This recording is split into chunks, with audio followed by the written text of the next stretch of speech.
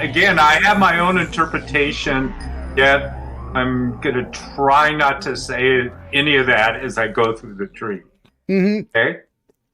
So, and this dream was one of the most prominent dreams I've ever remembered. And it was actually a couple of nights of dreams. Mm. And the part that was the couple of nights is there were several nights in a row where I dreamed, and it's interesting you talked about the stabbing, because I dreamed of killing people, stabbing them, and being in a fight. And, I was pretty horrified when I woke up.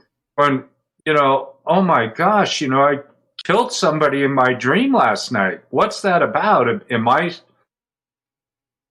going off the rocks here or something? What's going on? And then one night I had another dream where I had killed somebody again. And I don't know why, but I always felt it was like South America, but I don't know if that has any relevance because the last part of it had nothing to do with South America. But I found myself, I had been arrested, and I was in a prison bus. And they were taking me to prison because of killing this person. And I was in handcuffs, and I had a pack of Marlboros. And every time that the guard in the bus was looking another direction, I could get out of my handcuffs. And every time he looked, I was back in my handcuffs.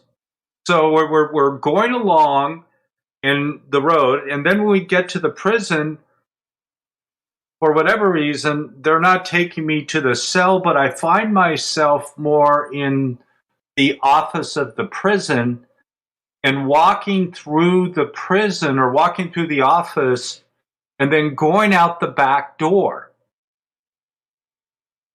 And I'm walking down this road and I come across a building, and the first floor, or actually it's the first floor of the building, is a restaurant.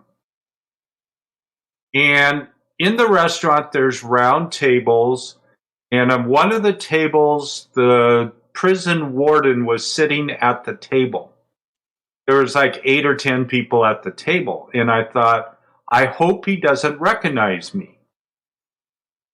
And then on the second floor of this place is a plastic surgeon.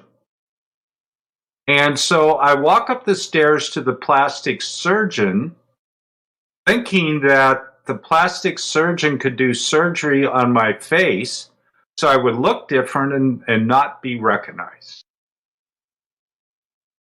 And I was uncomfortable with that. And so I left. I walked down the stairs. I made sure that the warden in the restaurant couldn't see me as I walked through. And then I'm walking down and I come across a motel. But actually, right before I get to the motel, I think, okay, maybe I could just drain all my bank accounts and go down to Mexico and live in Mexico. Just the way I was, without changing my face or having plastic surgery. And I called up a friend of mine, Gary, and he's a real friend of mine. I called up my friend Gary in the dream and I said, well, what do you think? Should I go there? Should I drain all my money and go live in Mexico or stay here? What I got is a little bit of my interpretation, so I won't say that part of it. And then there was the motel, and I went into a motel room, and I sat there thinking, I don't want to change who I am. Like what my face looks like.